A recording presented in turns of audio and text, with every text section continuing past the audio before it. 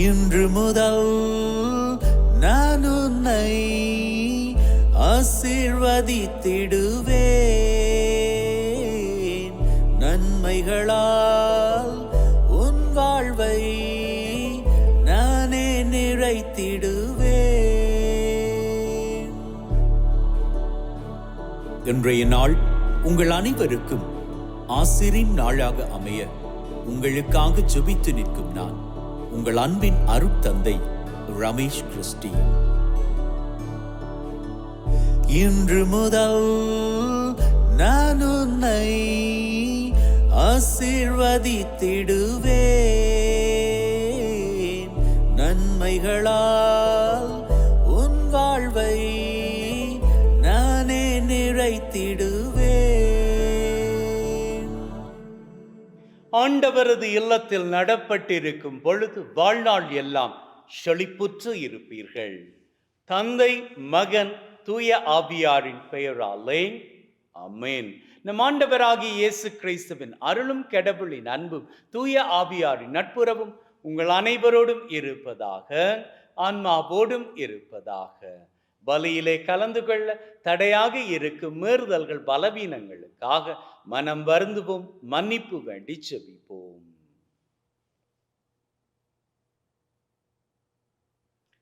ஆண்டவரே இரக்கமாயிரும், ஆண்டவரே இரக்கமாயிரும். கிறிஸ்துவே இரக்கமாயிரும், கிறிஸ்துவே இரக்கமாயிரும். ஆண்டவரே இரக்கமாயிரும், ஆண்டவரே இரக்கமாயிரும். எல்லாம் வல்ல இறைவன் நம் மீது இரக்கம் வைத்து நம்முடைய மீறுதல்கள், பலவீனங்களில் நமக்கு விடுதலை தருவாராக. ஆமென். ஜெபிப்போமாக.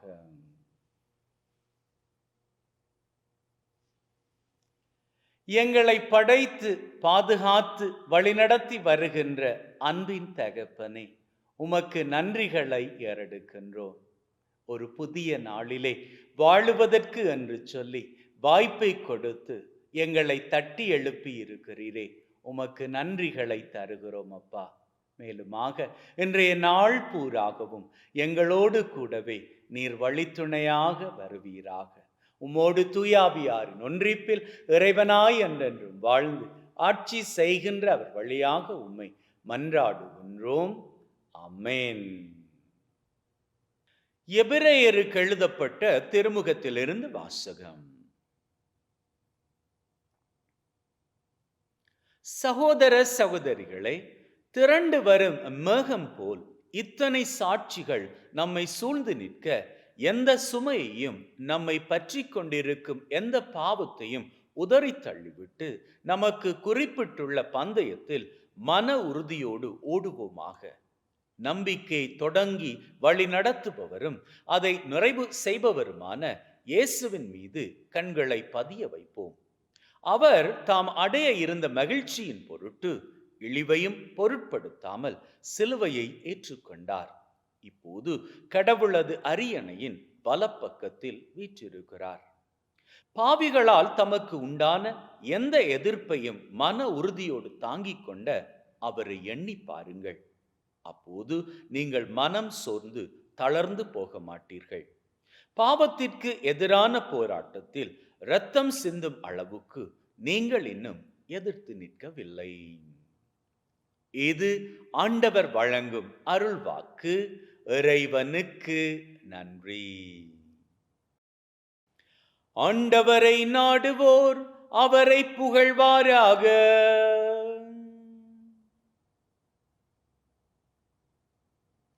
உமக்கு அஞ்சுவோர் முன்னிலையில் என் பொருத்தனைகளை செலுத்துவேன். எளியோர் உணவு உண்டு நிறைவு பெறுவர். ஆண்டவரை நாடுவோர் அவரை புகழ்வாராக. அவர்கள் இதயம் என்றென்றும் வாழ்வதாக. ஆண்டவரை நாடுவோர் அவரை புகழ்வாராக. உலகின் கடையெல்லை வரை உள்ளோர் அனைவரும் இதை உணர்ந்து ஆண்டவர் பக்கம் திரும்புவர். பிற இனத்து குடும்பத்தார் அனைவரும் அவர் முன்னிலையில் விழுந்து பணிவர். மண்ணின் செல்வர் யாவரும் அவரை பணிவர். புழுதிக்குள் இறங்குவோர் யாவரும் தம் உயிரை காத்து கொள்ளாதோரும் அவரை வணங்குவர். ஆண்டவரை நாடுவோர் அவரை புகழ்வாராக.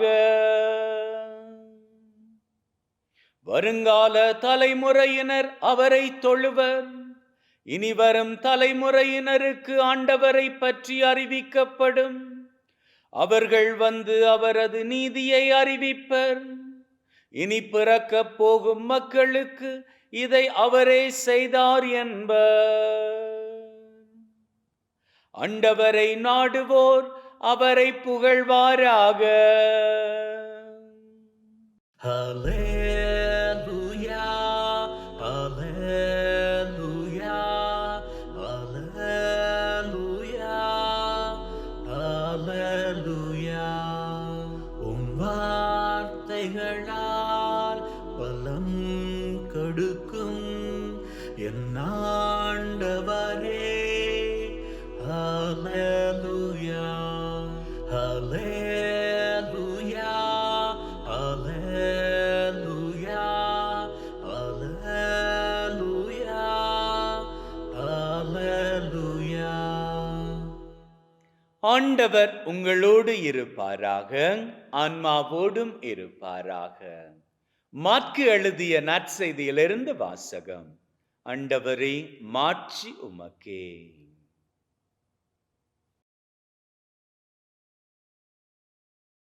இயேசு படகில் ஏறி கடலை கடந்து மீண்டும் மறுகரையை அடைந்ததும் பெரும் திரளான மக்கள் அவரிடம் வந்து கூடினர்.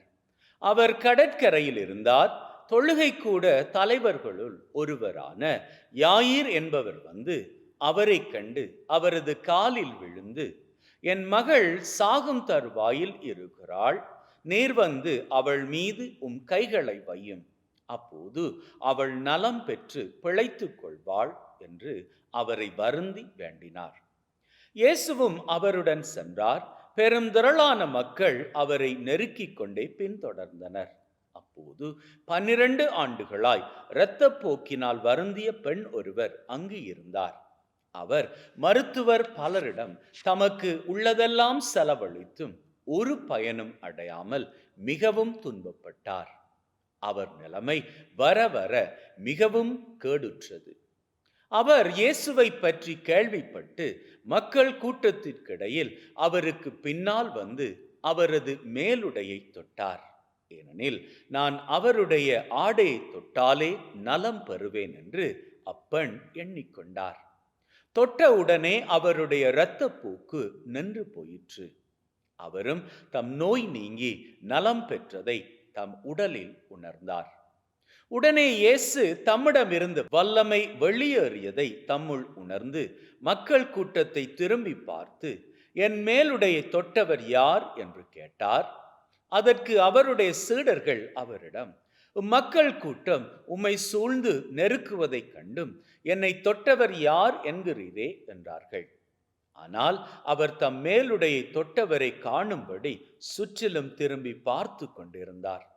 அப்போது அப்பெண் தமக்கு நேர்ந்ததை அறிந்தவராய் அஞ்சி நடுங்கிக் கொண்டு அவர் முன் வந்து விழுந்து நிகழ்ந்தது அனைத்தையும் அவரிடம் சொன்னார்.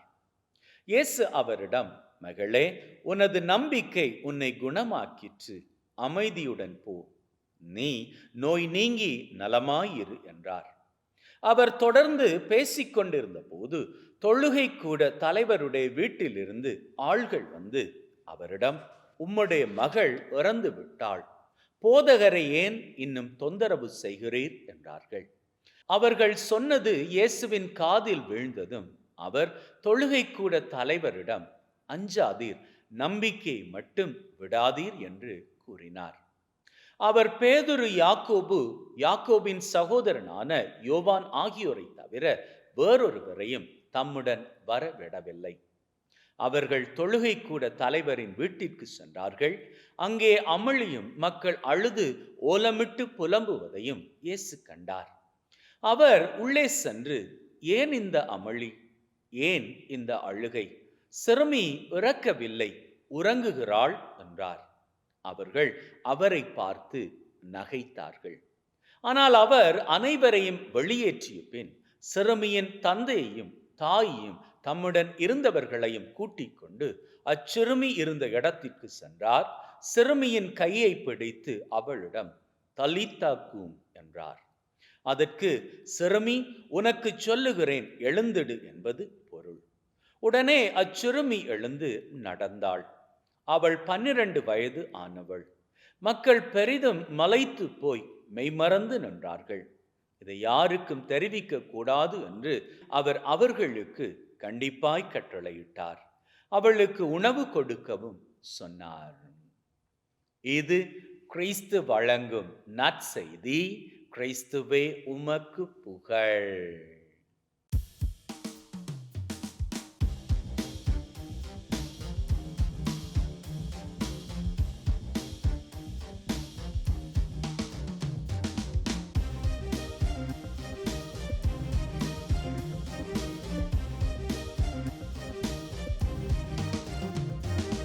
அன்பின் உள்ளங்களே, இன்னைக்கு இயேசு ஆண்டவர் யாயீர் என்கின்ற தொழுகை கூட தலைவனினுடைய மகள் செத்து போனதுக்கு அப்புறமாக அவளை உயிரோடு எழுப்பிய சம்பவத்தை குறித்து வாசிச்சோம்.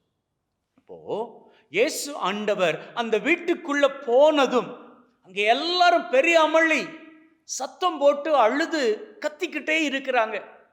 இந்த அமளியை பார்த்ததும் இயேசு ஆண்டவர் ஒரு காரியம் பேசுறாரு. அவர் என்ன பேசுறாரு தெரியுமா? எதுக்கு அழுறீங்க? எதுக்கு இந்த அமளி? என்ன, அந்த சிறுமி செத்து போயிட்டால் அப்படி நினைச்சா இதெல்லாம் பண்றீங்க? அவள் சாகல்ல, அவள் தூங்குகிறாள். நல்லா பாருங்க, இயேசு போவதற்கு முன்னதாகவே அவள் செத்து போயிட்டாள், இறந்துட்டாள், எல்லாம் கன்ஃபார்ம் பண்ணிட்டாங்க. அதுக்கப்புறமாகத்தான் அங்க இருந்தவங்க எல்லாரும் அழ ஆரம்பிச்சாங்க. அழுது கொண்டு இருந்தவர்கள் யாரு? உற்றார், உறவினர், நண்பர்கள், சகோதரர்கள், இப்படி நெருக்கமானவர்கள் அந்த குடும்பத்தோடு சேர்ந்து துக்கம் கொண்டாடுகிற வேளையில இயேசு சொல்றாரு, அந்த துக்கம் வேண்டாம். இப்போ இயேசு அப்படி சொன்னதும் அவர்கள் எல்லாரும் ஷாக் ஆயிட்டாங்க. என்ன பேசுறாரு இவரு? ஒரு மரண வீட்டுக்கு வந்து இப்படி பேசுவதா? மரித்து போன ஒரு மகளை பார்த்து, இவள் மரிக்கல்ல, இவள் செத்து போகல்ல, இவள் இறக்கல்ல, இவள் தூங்குகிறாள் அப்படின்னு சொல்லுவது ஒரு போதகருக்கு நியாயமான காரியமா? இப்படியான சூழ்நிலையில எல்லாரும் இயேசுவை இழிவாக பார்த்து ஏளனமாக சிரித்த வேளையில அவர் அற்புதமான ஒரு காரியம் பண்ணாரு. சரி, நீங்கெல்லாம் யாரு? உற்றார், உறவினர், நண்பர்கள், சகோதரர்கள், இப்படித்தானே இந்த இடத்துல கூடி இருக்கிறீங்க.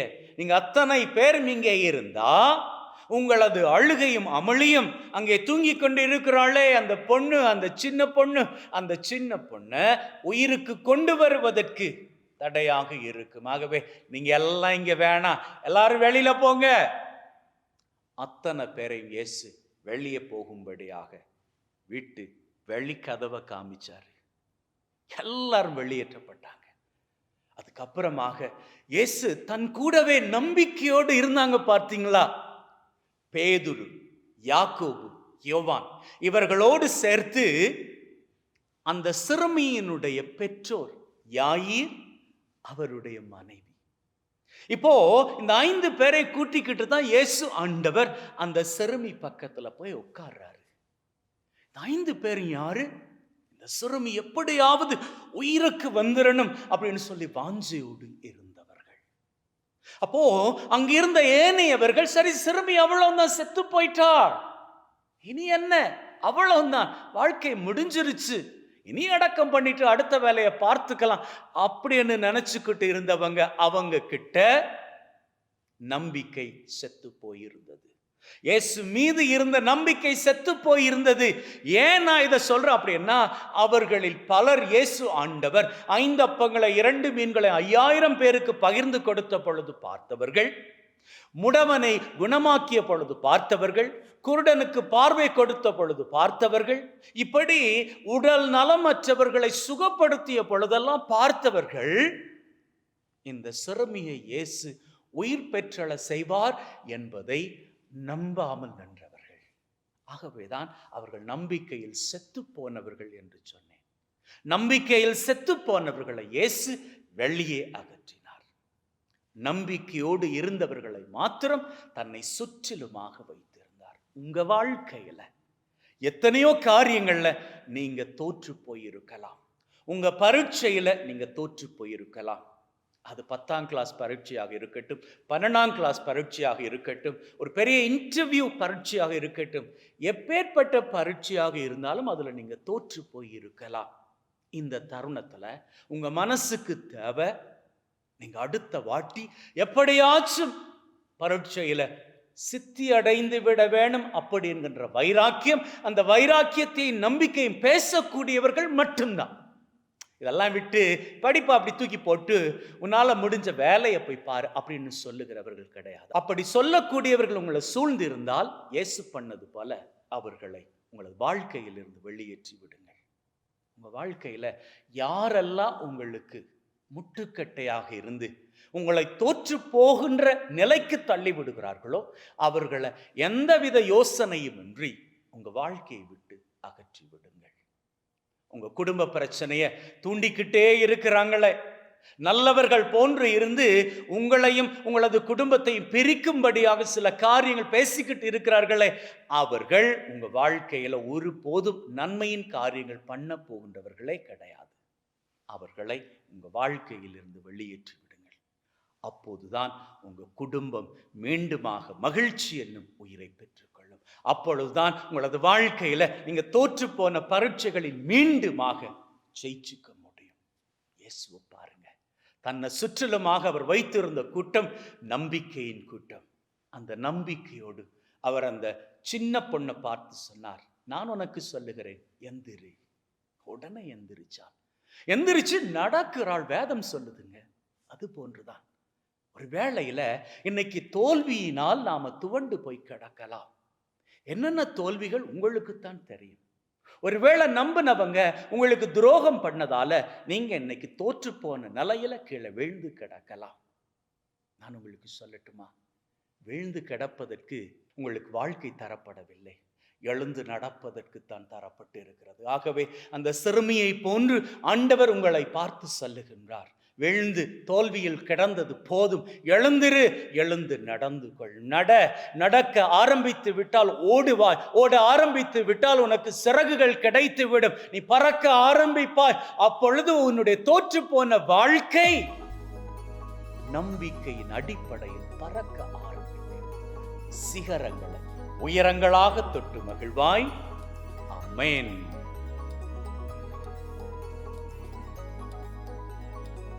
துன்பத்தில் தளர மனம் கொண்டு துயரத்தை ஜெபத்தால் வென்று விடு.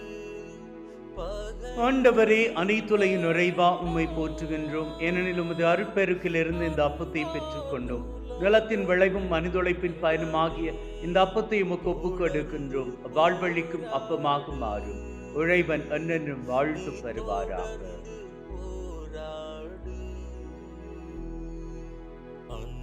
ஆண்டவரே, அனைத்துலகின் நிறைவா உம்மை போற்றுகின்றோம். ஏனெனில் உமது அருட்பெருக்கிலிருந்து இந்த ரசத்தை பெற்றுக் கொண்டோம். நிலத்தின் விளைவும் திராட்சை கொடியின் பயனுமாகிய இந்த ரசத்தை உமக்கு ஒப்புக் கொடுக்கின்றோம். வாழ்வழிக்கும் பாலுமாக மாறும். இறைவன் என்னென்றும் வாழ்த்து பெறுவாராக.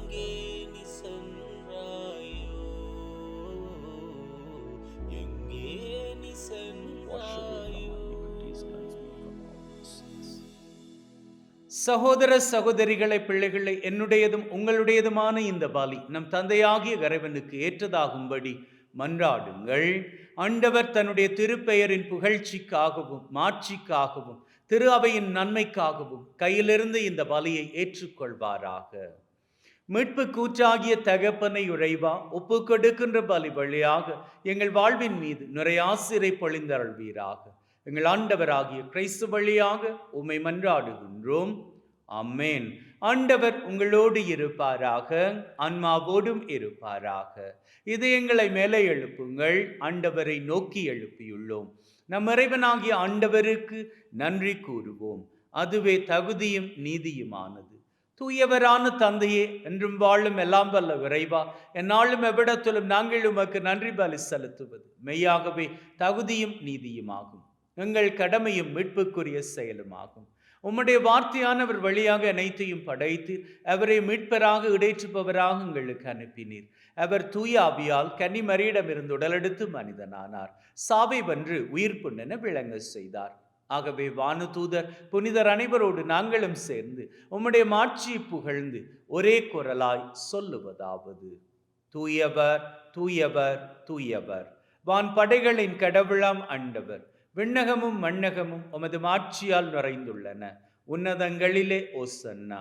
ஆண்டவர் பெயரால் வருகிறவர் ஆசி பெற்றவர். உன்னதங்களிலே ஓசன்னா. ஆண்டவரே, நீர் மெய்யாகவே தூயவர், தூய்மை அனைத்திற்கும் ஊற்று. ஆகவே உம்முடைய ஆவியை பொழிந்து காணிக்கைகளை தூய்மைப்படுத்த தாழ்மையுடன் வேண்டுகின்றோம்.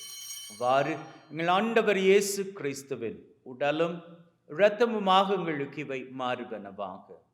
அவர் பாடுபட உளம் கனிந்து தம்மை கையளித்த போது அப்பத்தை எடுத்து நன்றி செலுத்தி அதை பிட்டு தம் சீடருக்கு கொடுத்து அவர் சொன்னதாவது: எல்லாரும் இதிலிருந்து பெற்று உண்ணுங்கள், ஏனெனில் இது உங்களுக்காக கையளிக்கப்படும் என் உடல்.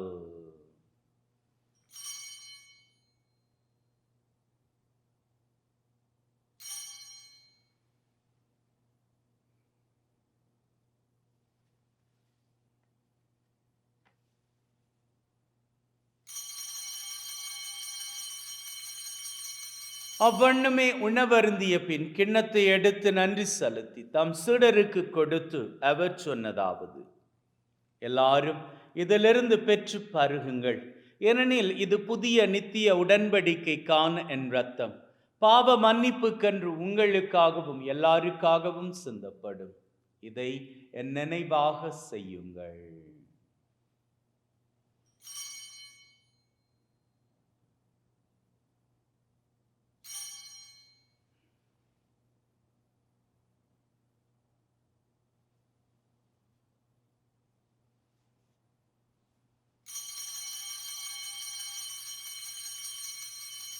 நம்பிக்கையின் மறைபொருள். ஆண்டவரே, நீர் வரும் வரை உமது இறப்பை அறிக்கை செய்கின்றோம், உமது உயிர்ப்பையும் எடுத்துரைக்கின்றோம். ஆகவே ஆண்டவரே, நாங்கள் கிறிஸ்துவின் இறப்பை உயிர்ப்பை நினைவு கூர்ந்து வாழ்வு தரும் அப்பத்தை மீட்பளிக்கும் கிண்ணத்தை உமக்கு ஒப்பு கொடுக்கின்றோம். உம் திருமண் நின்று உமக்கு ஊழியம் புரிய தகுந்தவர்கள் என எங்களை ஏற்றுக்கொண்டீர்.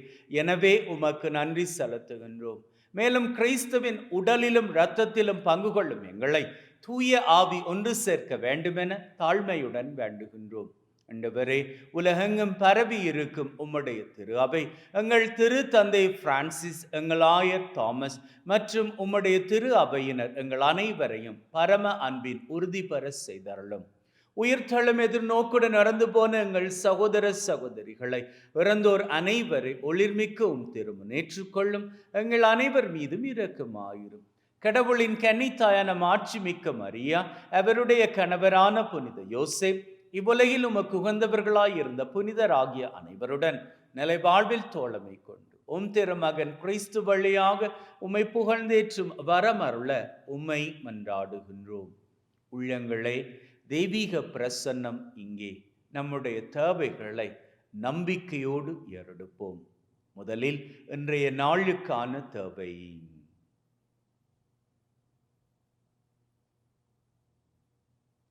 இந்த வாரத்திற்கான தேவை.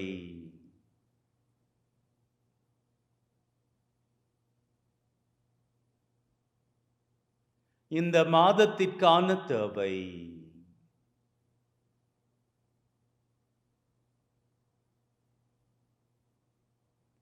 இந்த வருஷத்திற்கான தேவை.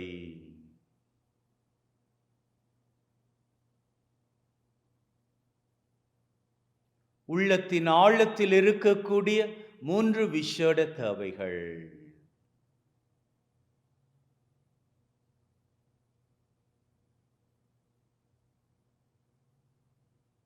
நம்பிக்கையிலே கேட்டிருக்கிறோம்.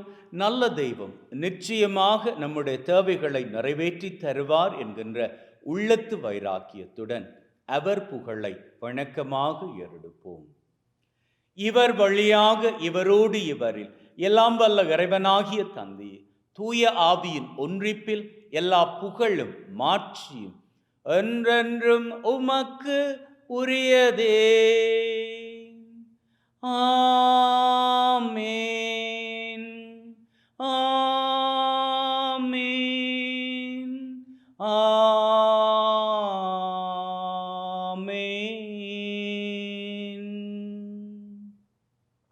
மீட்பரின் கட்டளையால் கற்பிக்கப்பட்டு தேவ படிப்பினையில் பயிற்சி பெற்ற நாம் நம்பிக்கையோடு சொல்லுவோம். விண்ணுலகில் இருக்கிற எங்கள் தந்தையே, உமது பெயர் தூயது என போற்றப் பெறுக. உமது ஆட்சி வருக. உமது திருவிழம் விண்ணுலகில் நிறைவேறுவது போல மண்ணுலகிலும் நிறைவேறுவதாக. எங்கள் அன்றாட உணவை என்று எங்களுக்கு அளித்தருளும். எங்களுக்கு எதிராக தீமை செய்வோரை நாங்கள் மன்னிப்பது போல எங்கள் பாவங்களை மன்னியும். எங்களை சோதனைக்குட்படுத்தாதையும் தீமையிலிருந்து எங்களை விடுவித்தருளும்.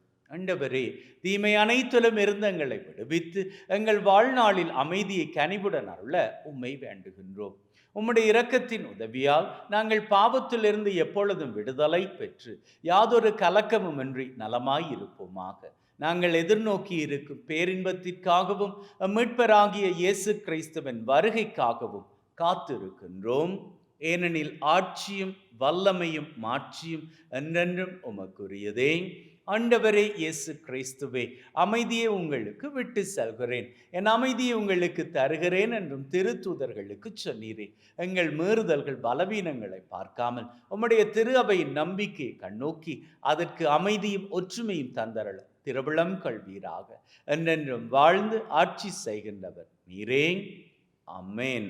ஆண்டவருடைய அமைதி உங்கள் அனைவரோடும் என்றும் இருப்பதாக, ஆன்மாவோடும் இருப்பதாக. ஒருவர் ஒருவருக்கு கிறிஸ்துவின் அமைதியை பகிர்ந்து கொள்வோம்.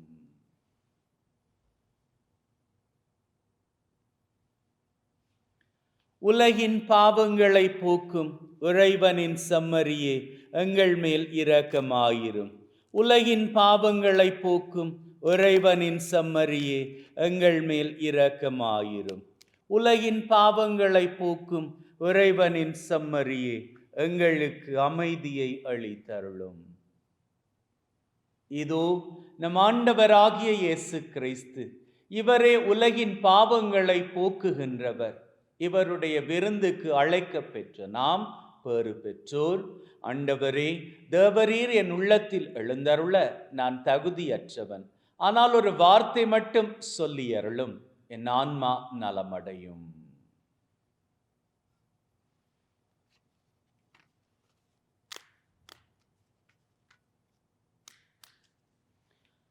May the mingling of this body and blood of Christ bring me everlasting life. Amen.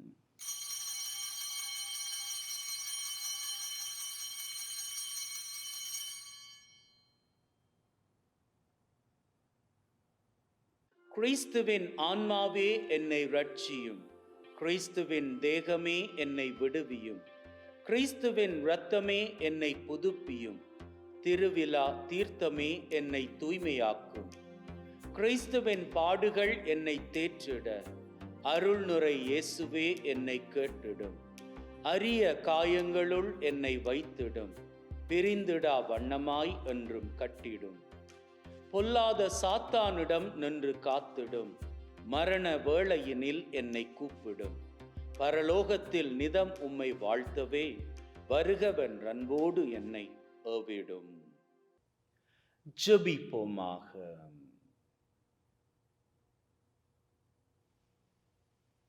அப்பா தெய்வமே, இந்த பலி மூலமாக எங்களை ஆசிர்வதித்திருக்கிறீரே, உமக்கு நன்றிகளை ஏறெடுக்கின்றோம். மேலுமாக தகப்பனே, நீர் இன்றைய நாள் பூராக எங்களோடு கூடவே வழிநடக்கப் போவதனால் எங்கள் ஒவ்வொருவரையும் ஆபத்துக்கள், விபத்துக்கள், தீமைகள், துன்பங்கள், அவமானங்கள், அவதூறுகள், துப்பாக்கிச் சூடுகள், குண்டுவெடிப்புகள், உடல் உள நோய் நொடிகள், வைரஸ் கிருமிகளின் தொற்றுக்கள், பிசாசின் பொல்லாத கட்டுக்கள், போதை பழக்கத்தின் அடிமை தலைகள் சகலவற்றிலிருந்தும் நீர்தாமே தப்புவித்து காத்தருள வேண்டும் என்று எங்கள் ஆண்டவராகிய கிறிஸ்து வழியாக உம்மை மன்றாடுகின்றோம். ஆமென்.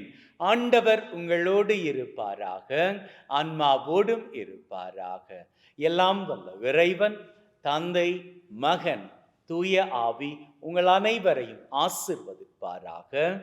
ஆமென். சென்று வாழுங்கள். திருபலி நிறைவேறிற்று. இறைவனுக்கு நன்றி. அன்பின் உள்ளங்களே, மகிழ்ந்திருப்போம். என்றும் எப்பொழுதும் மகிழ்ந்திருப்போம். May God bless you.